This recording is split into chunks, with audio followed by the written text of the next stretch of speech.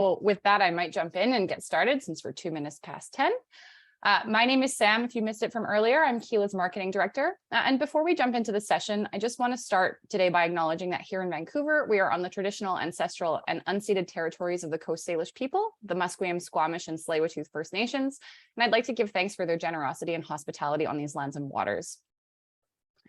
So thank you so much for taking the time out of your busy schedules to be here today. We also have Kim, who's our partnerships manager, helping us out. And you might see her in the chat box or answering some of your technical questions. Feel free to say hello.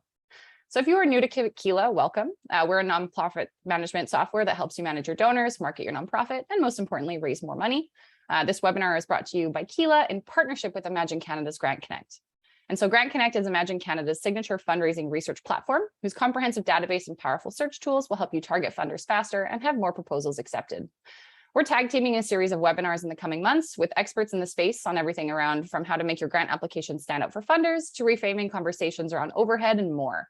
You can look out for some of those notifications in the coming weeks and months, and we hope to see you there as well. So just before I introduce our expert speaker for today's session, I just wanted to run through some housekeeping to go over. Today's session is 60 minutes in length, including a 10 to 15 minute Q&A session at the end. Don't forget that you can access closed captioning at any time if you need. And throughout the presentation, please feel free to write any questions you have in the chat box or in the Q&A, and we'll be sure to get to as many as we can. So speaking of the chat box, please remember to select everyone when you type so all of our guests today can read your comments and questions if that's what you wish. This webinar is being recorded and you will receive access to the recording and slide deck, likely the end of today, but I'll say the end of the week and give myself a buffer. With that out of the way, I am super excited and pleased to welcome Cindy Wagman, our presenter for today's session. We have had the absolute privilege of being able to work extremely close with Cindy for a couple of years now.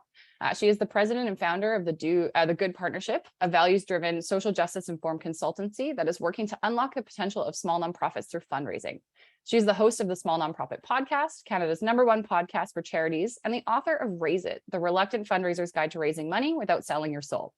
And I believe today she'll be announcing this year's fundraising scholarship. So look forward to that. Her session today will be a deep dive into 8 fundraising tips to help you raise more with less effort. This is off the back of a guide she wrote on fundraising strategies for small shops. And if you didn't already download this, I'll be sure to include it with you after the webinar in the follow-up email. And with all of that out of the way, I will pass it off to you, Cindy. Awesome. Thank you. I'm going to share my screen, which means you are going to get kicked off. Here we go. Okay, can you see that okay? Just let me know in the chat. You can see the actual screen and not my speaking notes, because I'm not gonna lie, that's happened to me once before. Let me know in the chat with a yes. Awesome, thank you. So I'm so excited to join all of you today and talk about fundraising, which is one of my favorite things. Now, I know there's someone with their hand raised in the chat. I don't think we have the ability for you to contribute.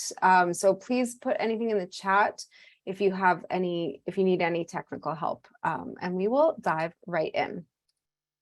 So you're going to get a lot from today's session if you're responsible for fundraising in a small organization. Yes, this is specifically, or not specifically, but mostly tailored to small organizations. That is where I spend all my time working, and I love what small organizations are doing. Madison in the chat says she loves the Small Nonprofit Podcast. Thank you. I have a podcast called The Small Nonprofit. So as you can see, I've dedicated very much of my time to small organizations. This is also for you if you'd rather do anything but fundraise. So let me know in the chat with it, that's me. If you feel that way, I call this reluctant fundraising or reluctant fundraisers. If you feel like you got into the sector to do good work and fundraising was one of those sneaky things that's been added to your job, or that you're not super comfortable, you don't love the idea of asking for money. So just say, I see Michelle, yeah, Jocelyn, awesome. Know that you are not alone if you feel that way. Okay, yeah, lots of people in the chat with that. This is also for you if you're tired of chasing bad advice after bad advice. And this was me early on in my career. I will share with you more about that. But I see small organizations really struggle with having lots of advice that doesn't work for them. And so we're going to talk about that and how we can change that. So let's face it, this session, as I said, is for small shop fundraising. It's going to be relevant even if you're not a small shop, but fundraising in small organizations is different, right? You don't have the same kind of resources. You really don't need more ideas. Like, there's a never-ending supply of ideas. What usually you need help with is action or getting things done. And my experience working with small organizations is so often there's like an overwhelming amount of noise in the sector. There's lots of information out there and you don't know where to look, and you don't know how to take that information and translate it to a small shop.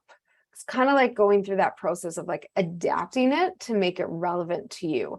And so, you have to cut through that noise and really figure out what actually is aligned with your organization. So as Sam mentioned at the end, if you stick with us, we are going to share an opportunity for you to get a free scholarship. I know that's a redundant term. Scholarships are free, but you're going to get a free scholarship to my Raise It Accelerator fundraising education program for small nonprofits. It's a really short application because I know you all are busy, have lots of things to do, but we've partnered with our friends at Keela, Agents of Good, Grant Connect, CanadaHelps, and Driven to bring this to you so that you can raise more money with less effort. So stick around, we'll share the links and all that. Yeah, I know, isn't it nice? I love when all of these great organizations get to work together. We love partnering with them.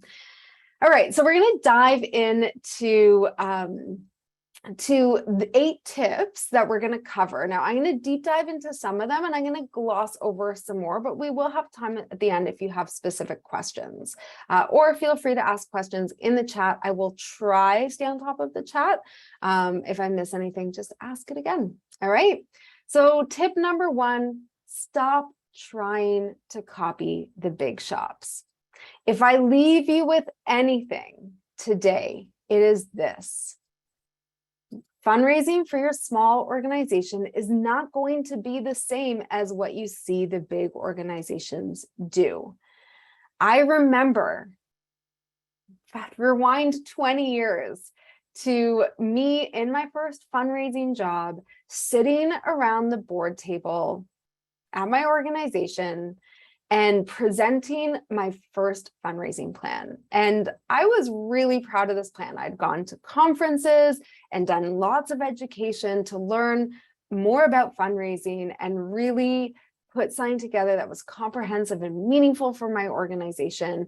And I remember sitting there, going through the PowerPoint deck, and at the end, there was like a minute of silence and everyone's like, oh yeah, that's good. What about having a big event? Or have we thought about Twitter? We should be on Twitter. Now, remember, this is like a long time ago where Twitter was still novel. Now it's going to be TikTok or, I'm sure I don't even know. I'm too old to know all the social platforms.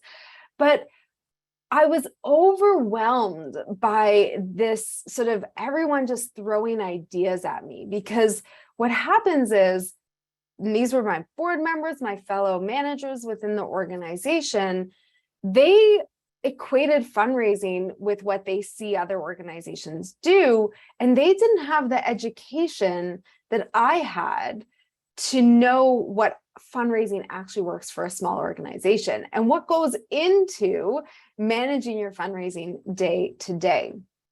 And I was really, I felt really demoralized. I was like, this is not how I wanted the presentation to go. I wanted people to get excited and sign up to participate in things. And instead, they sort of skirted around that and just started throwing more and more ideas at me. But it's not their fault. Large shops dominate our mind share of fundraising. And there's actually a psychological heuristic or shortcut that our minds make that causes this to happen. It's called the frequency illusion. And so what happens is what our minds actually filter out a lot of information day to day. Like we just can't absorb everything around us. So our brain filters the information around us to what's relevant to us. And as soon as we start thinking about fundraising, our brain is going to start to look for more information about fundraising around us. And then let's say it spots a fundraising event and it says, oh, probably in the news, because we know the news loves to cover like those big fundraising success, like the biggest gift ever, or this organization raised millions of dollars in one night.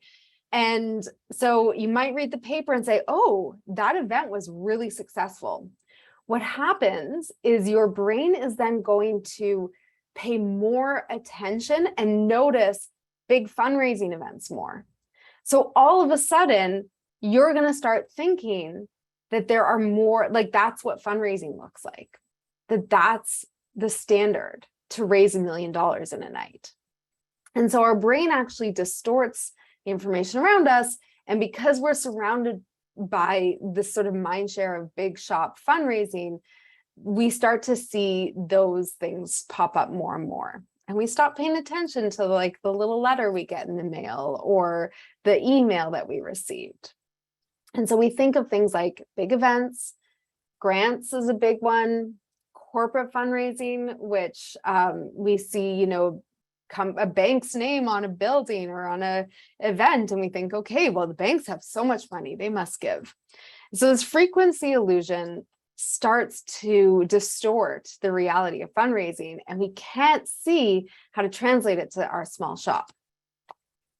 Instead, I want you to try some of the basics, and instead of thinking about big ideas or shiny objects, I want you to really focus on the slow, steady, basic fundraising things that are actually going to build over time. And it's not the idea that's important or the differentiator to your fundraising success. It's actually your ability to consistently implement. Okay, I'm going to repeat that because it's really important. Your fundraising success is not going to come from the best ideas, because honestly, there's only so many ideas in fundraising anyways. It's going to come from consistent implementation. And so very often with the organizations we work with, it's like email appeals, printed mail, still some grant writing, still some corporate, but it's not doing those things one-off, it's doing them consistently so that we start to build and grow. And your resources are different, right? So big things like events are hugely resource intensive, and we don't always see what goes on behind the scenes in the big shops to make their fundraising successful. So your fundraising, again, it needs to be done consistently and aligned with your capacity. So not trying to do too much and not trying to do all the things all the time. Okay. I want to share with you a case study. This is Angela from Regent Park Film Festival here in Toronto. She was a student in our Raise It Accelerator program, which again, if you're late to joining us, we have a scholarship giveaway at the end of this. But Angela started in the accelerator basically right as the pandemic started. And they are a small film festival, small arts organization in a very niche geographic location in a low-income neighborhood, Regent Park in Toronto. And most arts organizations I know during the early days of the pandemic were afraid to ask for money. And so Angela really worked to overcome that, but then also really only focused on individual giving and sponsorship at that time. Like they didn't think, oh, we need to do something new, we need to do something big or bold. And they grew their fundraising and they grew their individual giving in particular, I think almost double during that time, just by doing it on a regular basis. Okay, so I think there's a lot of power in just looking at, we don't need to be creative, we just need to get it done. So I want you to let me know in the chat on a scale of 1 to 10, how much time do you spend ideating versus implementing? So if you're spending 100% of your time in the ideation, which is just coming up with new ideas, I want you to write 1. If you spend all your time just doing the things and have no time for thinking about things, put 10, right? Let me know in the chat. What? 6? Awesome. Thanks, Sam. 9. Okay. 8, 10, 2. So good mix. Lots of people. And my guess is if you are a full-time fundraiser, you're going to be more in the 10. If you're an executive director or board member, you're probably going to be closer to 1. Let me know if that's fair. So I want to ask you, if you were to focus on getting things done, if you're in the 1, 2, 3, 4 space and you feel like you're constantly in the, ideas place, and this is not just you, this is your organization, right? Your board, everyone. If you're always trying to focus on ideas and not actually doing the implementation, what would happen if you were to focus instead on getting things done? What impact would that have on your fundraising? I'm going to give you a minute to put that in the chat and think about it. If all the time you spent trying to come up with new fundraising ideas, instead you just focused on getting things done.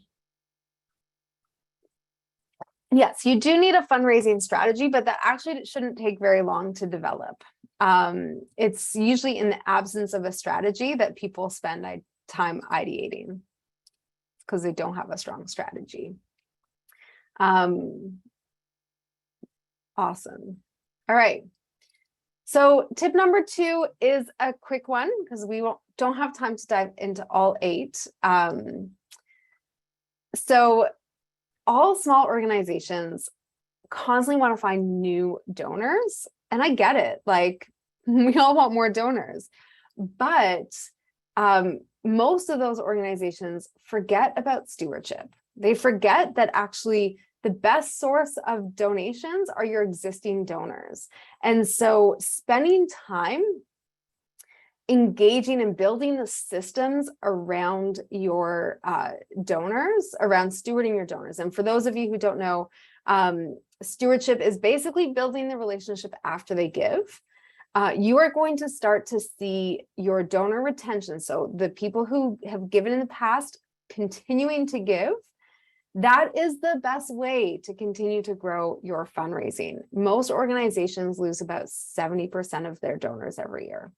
And they're not replacing them. But before you go out and find new donors, make sure you have the systems and tools in place to retain those donors. All right, I see there's some questions. What does one assess? How does one assess what the best choices of funding? That is a much bigger conversation. We're not going to have time to dive into that today. We do cover that in the accelerator, so apply for a scholarship, or I will see if there's other resources I can send you. Yeah, well, people spend time generating ideas, sometimes in the lack of a solid plan, because they feel like there's and I've seen this a lot with our clients, without a solid fundraising plan, it feels like there's a void to fill. And so they focus on filling that void. People also prefer to spend time ideating because they don't want to, they want to avoid fundraising. They don't like fundraising, which is a whole other conversation. I'm sure we've done past webinars with Keela on that. So we don't have all the time today to go into that, but if we have more time, I will let you know, or like we can discuss that at the end. There is a question as well. Oh, I'm here for information, not past posts. Okay. Cool. So let's go to tip number 3. Individual giving is your foundation for unrestricted gifts. This one is a big one. We are terrible judges of people's capacity to give. Okay, so I can tell you 100% of the time when I'm working with an organization, board members, volunteers, anyone who's involved in asking for money, we always overestimate people who we think are wealthy, their capacity to give, also corporations and foundations, and we underestimate the capacity of the people around us to give. And so what happens is we focus on these areas where we think there's just lots of money out there. The banks come up all the time. The foundations, Oprah, Warren Buffett, Elon Musk. These are names that, I kid you not, get thrown around the board table or volunteer table on a regular basis, when most of the time our best donors are right around us. So I want to share with you the story of an organization called Balance for Blind Adults here in Toronto. And we started working with them, and we quickly realized that the people who were most passionate about their work were their clients. Like, those were the people who cared the most. And they're part of a population that typically the organization thought, well, we can't ask them to give because they don't have capacity. But what happened is we created a peer-to-peer fundraising campaign where those clients were actually really enthusiastic. We made sure they were enthusiastic, and they helped fundraise on behalf of the organization with their friends and family. And they raised $10,000 the first year they did this campaign, and they've been doing it every year since. So very often we think that all the money lies in this sort of faraway place, but most of the time it's the people who care most about the organization who are the most likely to give. But there's some other benefits to individual giving. But the thing is, I want to talk a little bit about the brain science. Our brains sort of look for information that reaffirms our existing beliefs. So it's called confirmation bias. And so when we think of our existing beliefs around fundraising, very often it's that fundraising should be like asking people who aren't going to miss the money to give. That we can't really ask someone to get uncomfortable or stretch their budget to support an organization. And that fundraising is kind of like twisting people's arms, that they don't want to give, but they're doing us a favor. Or that it's sort of like tit for tat. If you sponsor me at my walk, I'll sponsor your walk.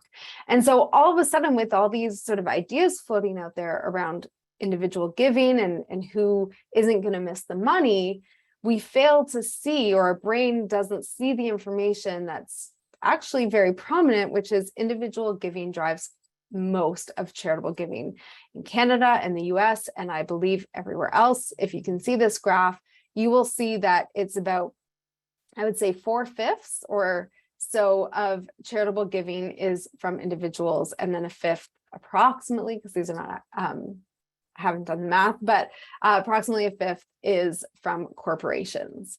But we think that corporations have all this money that they should give to us.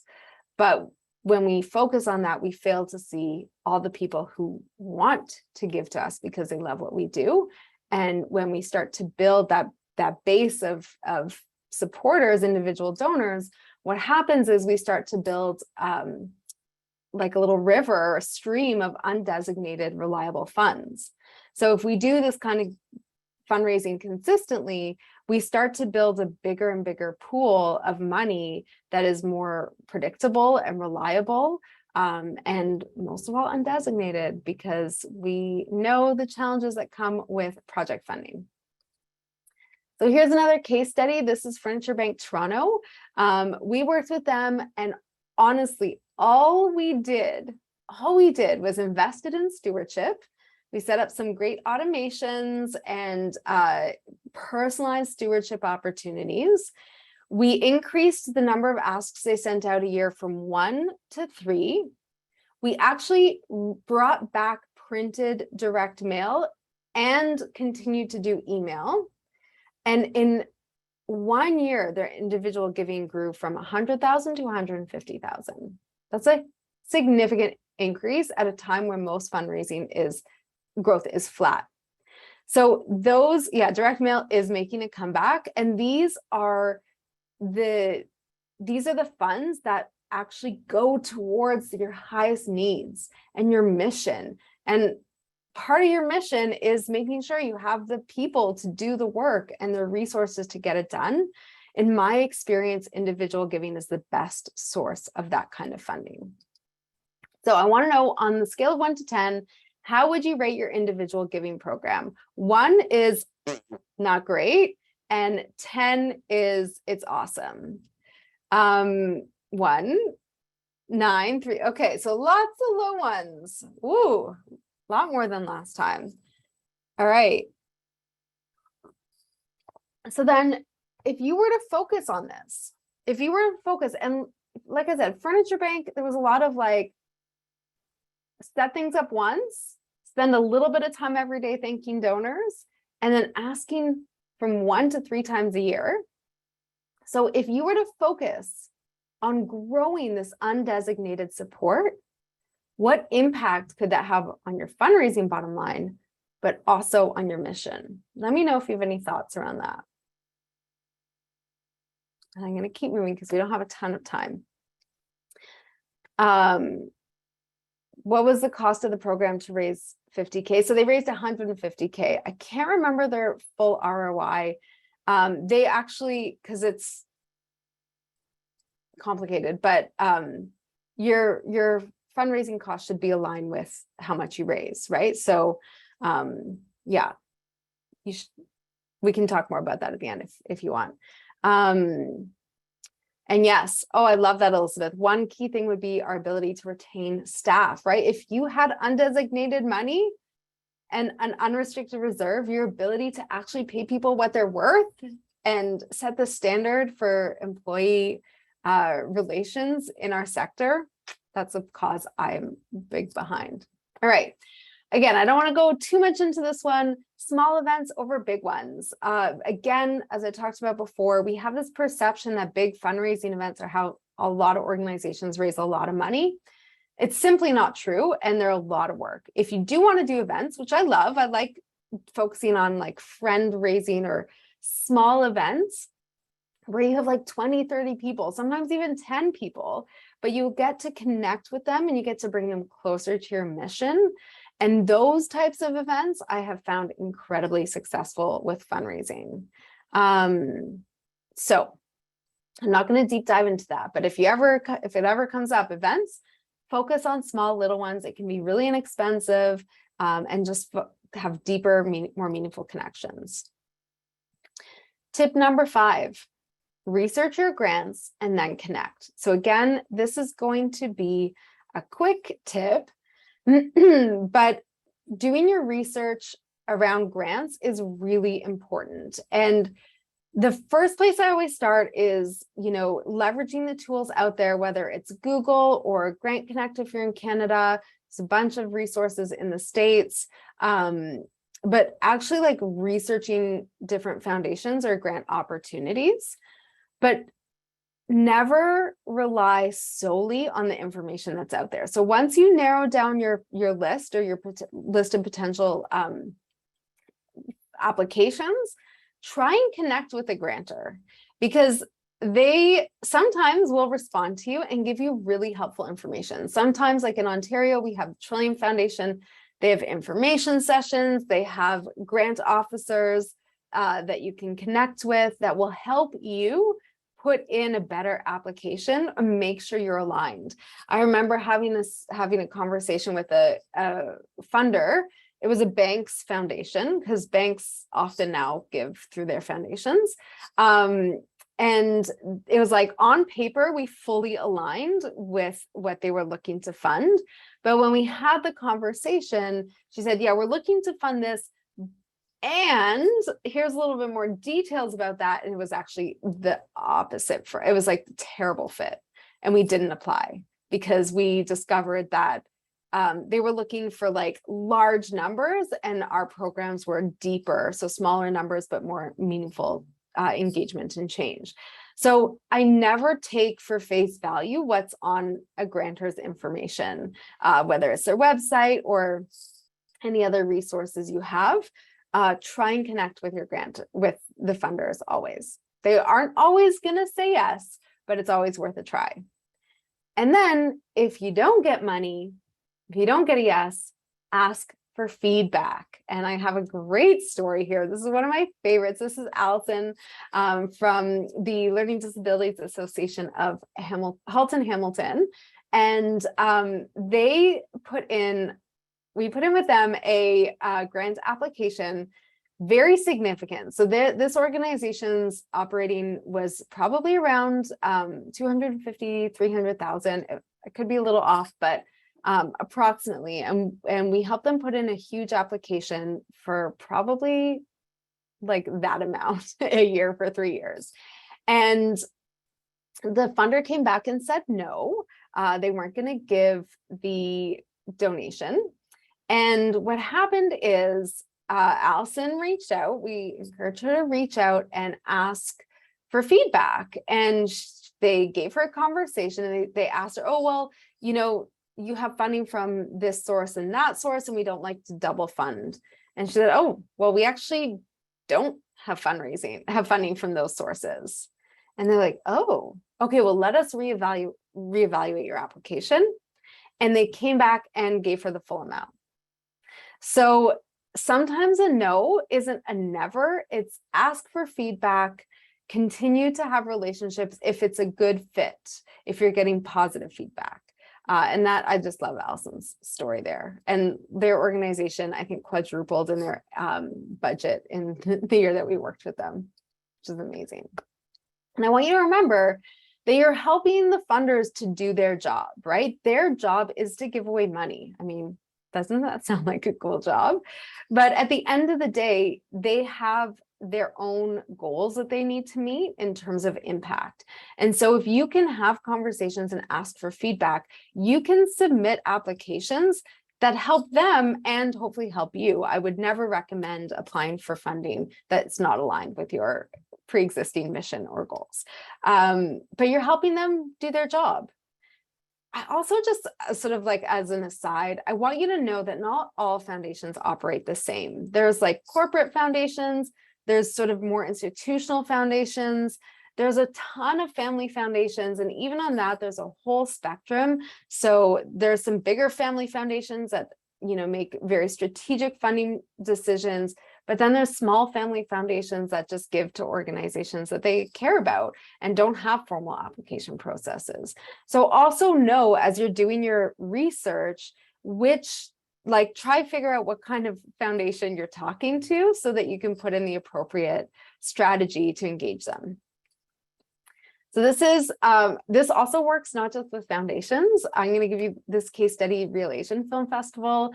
It also works for sponsorships. So they had a sponsor. They had their title sponsor wrap up their commitment to funding for a significant amount of money. And they thought that was the end. The funder said, this is it. This is the end of our funding relationship. And we were able to ask for feedback and get on a call with them and turn that no into a $25,000 sponsorship. Now, full disclosure, they had given more in the past, but they were pulling 100% of their funding. And instead, we were able to get $25,000.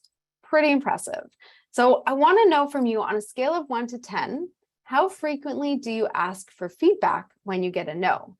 And 1 is you never ask, and 10 is you ask every time. All right, 10. I love it, Alex. Good. I love this. A lot of you. Okay, we're getting into lower numbers now. It's a mixed bag here. This is awesome. So I want you to think, if you're on the lower end of that scale, or even if you're like a 6 or 8, if you did this more, what impact could it have on your grant applications? And yes, sometimes they don't reply. That goes back to the point around not all funders are the same in how they operate. But keep asking, you never know. And yeah, some of the smaller foundations I find very rarely give feedback. So yeah. All right. Again, this is a quick tip, but it's an important one.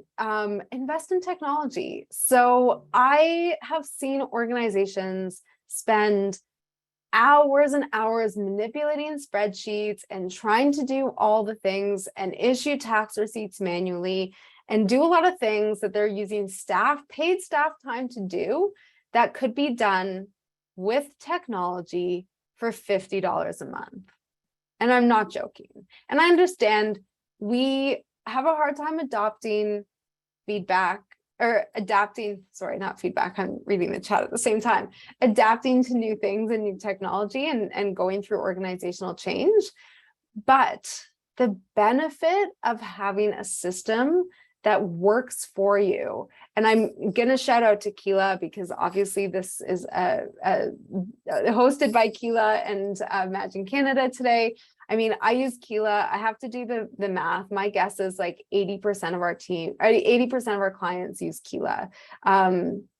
Stay tuned. I will have an update on the exact number by the fall.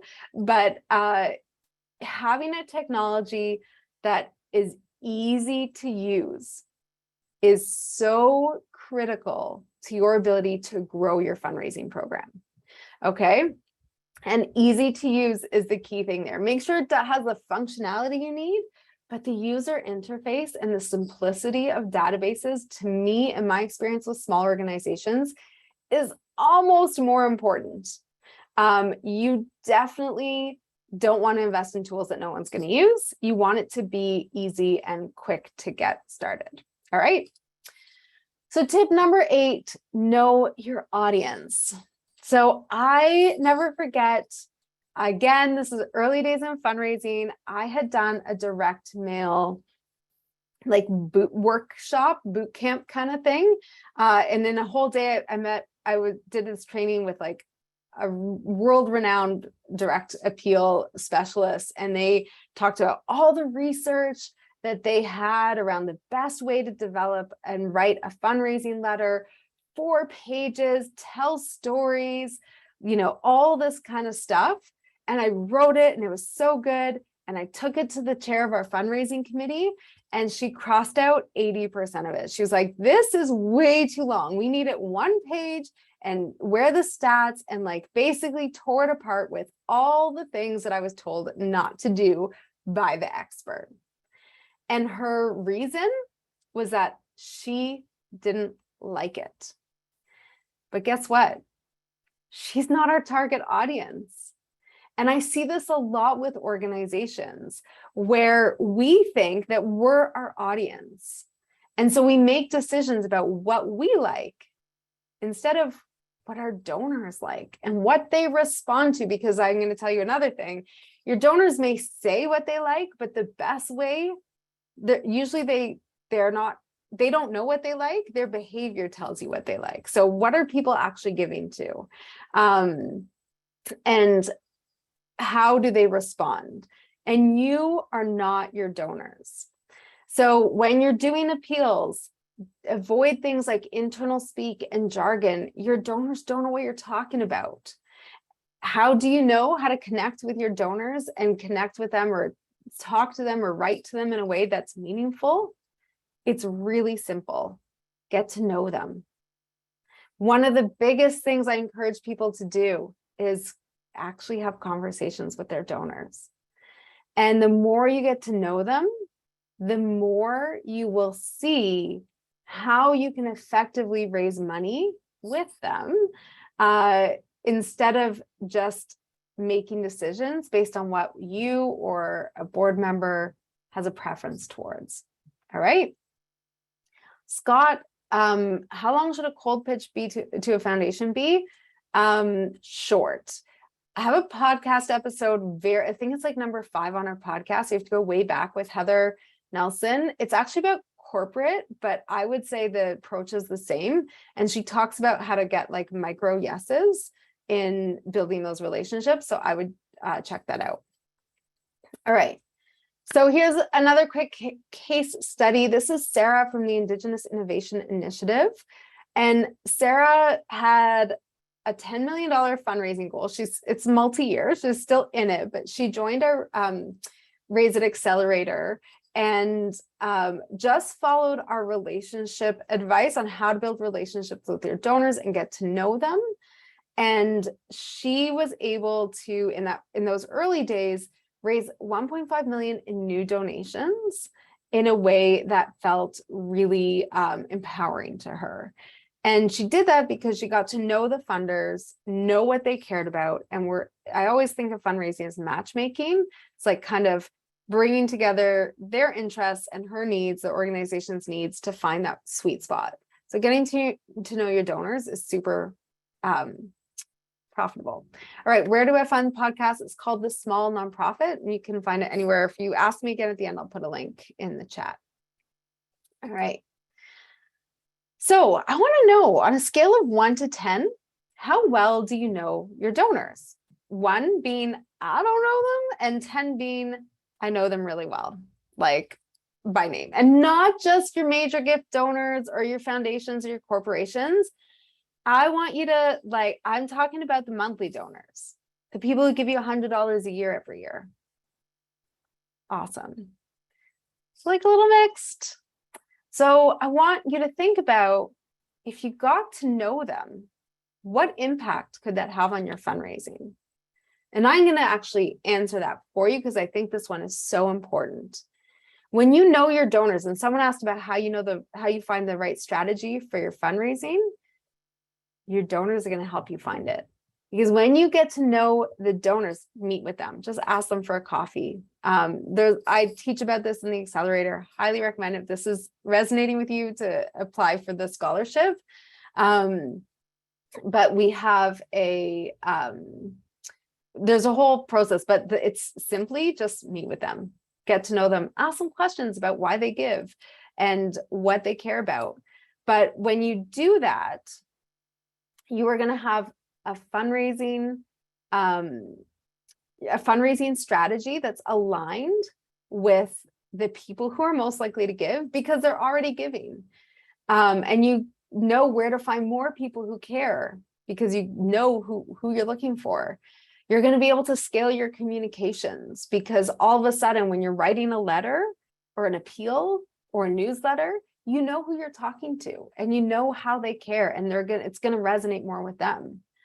You are going to raise more money because you're asking more effectively, and you know how to ask for things that are important to your organization and to your donors. So there's huge benefit in getting to know your donors through things like meeting with them. That's the most simple one. You can do some donor surveys. There's a little bit more nuance to that, but at the end of the day, meeting with people and just having a conversation is the most powerful thing you can do. Okay, let's recap, because I want to save you all some time for questions. The 8 tips, and if you haven't downloaded the guide, I'm going to ask Sam to put that in the chat now. These tips I share in more detail in this guide we've created with Keela and Imagine Canada. So here they are. Stop trying to copy the big shops. Start with stewardship. Individual giving is your foundation for unrestricted gifts.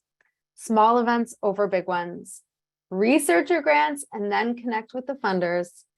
Ask for feedback, invest in technology, and know your audience. Now, I want to talk to you a little bit about how to become a magnetic fundraiser, because what happens is, and this is sort of typical matrix, on the lower axis, you have focus, so low focus to high focus, and then alignment on the upper axis, which is low alignment and high alignment. And so many organizations sort of play around in these 3 quadrants. So sometimes they're highly focused, but low alignment, and they just get burnout because they're trying to host the event. They're trying to copy the big organizations. And it just means they're pushing and pushing and pushing and spending more and more time, and they just get burnt out because the alignment's not there. Or they're low alignment, low focus, which means they just try and copy things, but they're not spending a lot of time on it, and they just kind of sit there not making any progress. Or they're high alignment, but low focus, which comes across as scattered, right? They might do some things really well, but they don't have the focus in place to actually systematize and grow their fundraising.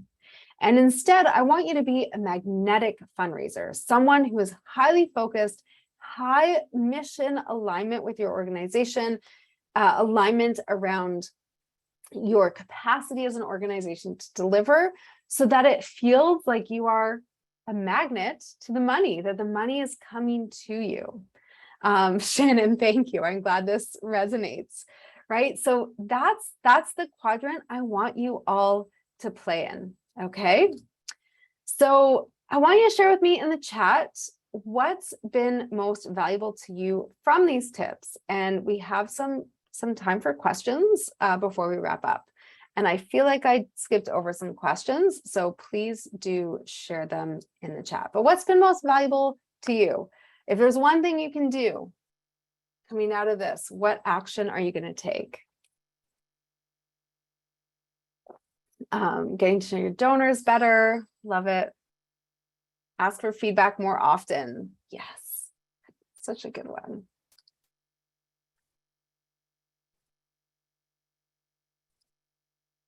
All right. Perfect. How to approach following. Oh, okay. So some of these are questions. The first okay. This is so great. I love it. Ask for feedback. Honing in. Thanks, Heather. Honing in, investing in software. Yes. I'm like a huge software junkie too. The first tip, yeah, stop trying to copy the big ones. And yeah, if you are from a big organization, it is a big shift to work in a smaller one. Small but regular donors. I love it. Big ideas aren't necessary for small nonprofits. Thank you, Julia. Yes, I'm so glad that resonated. Stewardship. Yes, Josh. Okay, Jillian, how do you approach following up with lapsed supporters? So there's different ways. Like you can just say, I noticed you haven't given in a while. I'd love your feedback. I'm a huge believer in just like upfront honesty with people. I never hide the fact that I'm a fundraiser or that at some point we might talk about money. But when I do talk about money, I usually tell them we're going to talk about money. And so I usually just straight up ask, or if you're doing a mail or appeal, you could say, hey, we've noticed it's been a while. And you know what, like our donors, we pay attention. We know that our donors, because your donations are important to us. And just, you can either like ask for a gift or ask them to meet or fill in a little survey or something like that. Not everyone's going to say yes to meeting. I should say that.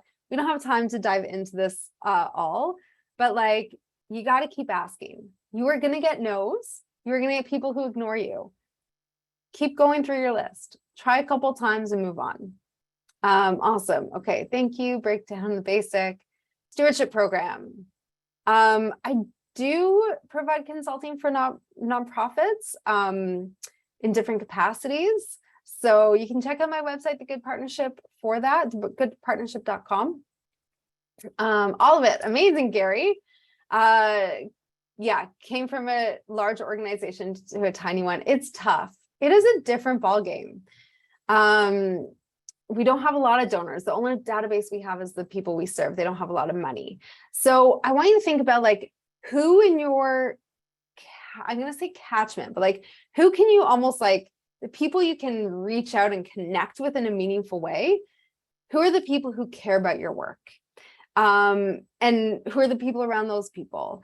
So your best donors are going to be the ones who care. I always say, like, people really like to focus on money and capacity when it comes to like who should be our donors.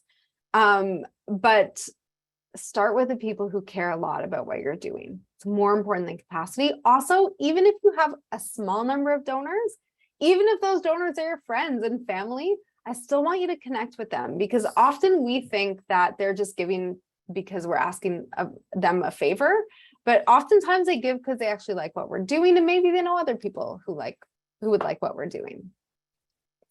Awesome. Here we go. Okay, sorry, this is great. Service outside of Canada and Africa. I mean, kind of, you can definitely apply for the scholarship. I'm going to share that in a minute. We have international people from that. So Hey, Cindy, yeah. you have a great question from Madison in the Q&A. Yes. Not sure if you saw that one. It's just I have it. Thank you. I was like trying to go through all of all the chat. Okay, our organization has an ED, but then just frontline program staff. With limited time and resources, what should our focus or first steps be with individual giving, which currently does not exist? So I think the first thing is trying to think about who, again, and I kind of just said this in response to someone else, but like, where are the people who care? And usually if you don't have existing donors, we still start with our network. So the board's networks, the executive directors networks. I've worked with some organizations where their staff were amazing fundraisers. There's an organization in Toronto called Breakaway, and their staff team would go out and raise like tons of money without ever being asked to do it because they were so passionate about the work. So you want to start with, I mean, there's no other option in terms of like, you can't pull donors out of the sky. So you have to start kind of making inroads with the networks and people around the organization and get to know who are those people, who out of our networks might be inclined to care about our mission, and what do we know about them? How do we get to know them better? As we get to know them better, we can figure out what the best way to ask is. Is it email? Is it a peer-to-peer? Is it major gifts? There's so many different ways, but in order to figure out what that looks like, we have to know them. And to do that, I mean, the most simple thing is like fundraising. It's just like saying, okay, let's involve people, bring them out to our organization to learn about what we do and see who it resonates with. It's not like a fancy answer.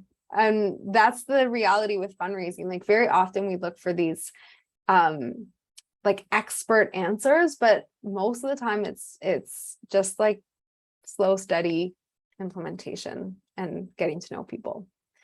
All right.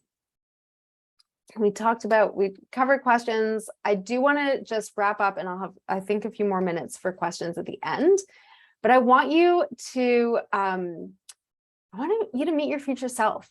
Okay. If you sort of pick one of these things and you do it consistently, what does that look like for you and your organization in 3 weeks from now? What about in 3 months from now? Or even 3 years from now? And here's the thing. We all are envious of like the organizations that have beautiful, robust fundraising programs. Those programs started years ago. Today is the time to take those first steps. And as I said, be consistent with your implementation so that you can start to grow the fundraising program of your dreams. So as I said at the beginning, we have a scholarship available to all of you. I'm going to put it in the chat. This is a scholarship. So as I said earlier, free scholarship is redundant. It is free. We have a program called the Raise It Accelerator that teaches small organizations how to fundraise in a way that makes sense for them. And we've partnered with Keela, Agents of Good, Grant Connect, part of Imagine Canada. So you've heard me talk about Imagine before, CanadaHelps and Driven. And we are giving away 5 scholarships to the program, which starts in October. And you can apply for free. And because I know the realities of small organizations, it is a super fast application. Okay, really, really fast. I'm not going to ask you for complicated information. Take a few minutes to answer with your heart and you will be done it in like 5 minutes. And we will be announcing the scholarship winners. The application deadline is September 16th, and we'll be announcing the winners shortly after. Yes, this webinar will be recorded and available. I think it's being sent out. Yeah, Alex added in the chat. So we have a couple more minutes for questions, Sam, unless there's anything else you wanted to add. We do have a couple questions coming in that I just want to get to. So I know this one was from the beginning that I logged, and Madison asked, just curious, what do you consider a small organization versus a big shop? Oh, good question. So the way I think about it is I think small organizations have one or fewer dedicated fundraising staff members, because in my experience, that's kind of like sometimes 3 or under, but really where I spend most of my time working is organizations that have no staff members. But especially in Canada, we have like big budgets sometimes when government funding, and that distorts like what we think of as small versus large. So that's how I define it personally. Fair. This one comes from Scott, not so much a question, but more of a problem statement. So he says, our problem is that we don't have a lot of donors. The only database we have is the people we serve, and they don't have a lot of money. So Yes, I answered that one. That a lot. Oh, you did? Yeah, I answered that one earlier, but I'm happy if I don't think I need to. You were the easiest person to do a webinar with. I feel like you did 90% of the job. There is a new question actually more for, well, I can answer it, but it's about Keela. Does the software include a donation platform? Yes, it does. So it is quite all in one. It also includes email marketing. Sorry, I use it a lot so I can answer these questions. We often use it with the email marketing instead of something like MailChimp or Constant Contact. You can replace your online donation forms with Keela. It does all the donation processing. Are you taking crypto yet, or is that, am I giving away a spoiler? It's coming up. We had an issue with crypto, as the whole world had with crypto. Yes. But it's on our roadmap. Yeah, perfect. So one of the things I love about Keela is they're constantly building, and there's lots of exciting things coming along. And yes, you can get a discount, 40% off your first year when you use the link in the chat.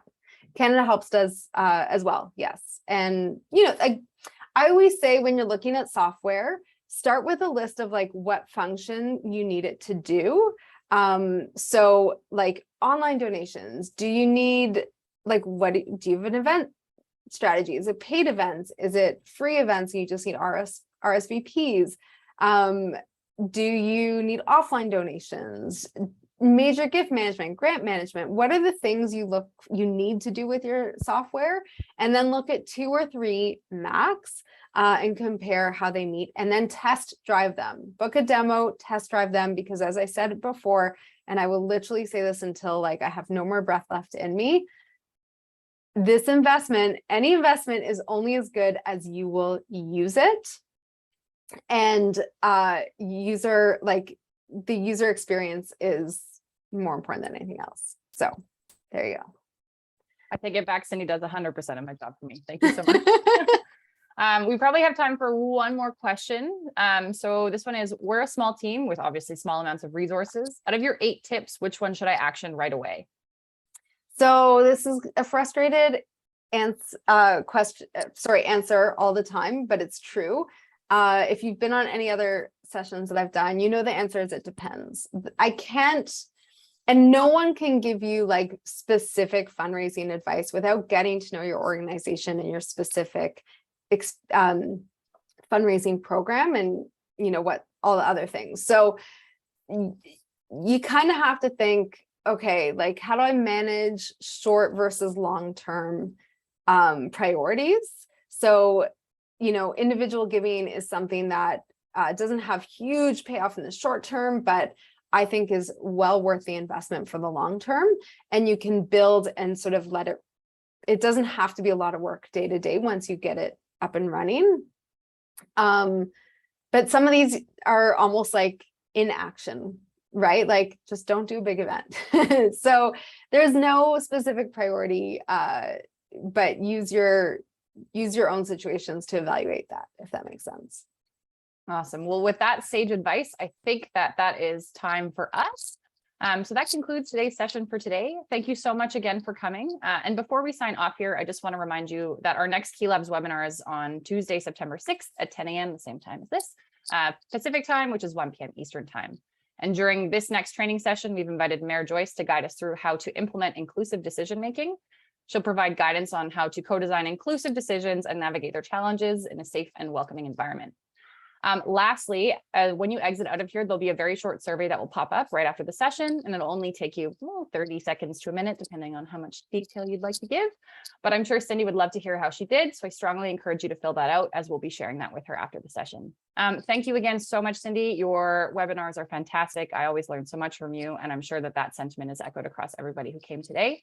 I will pass it off for you to say a final goodbye. Thanks, everyone. If, as I said before, I encourage you to apply for the scholarship. It is free, and we deep dive into everything. So if you need more, that's the place to get it.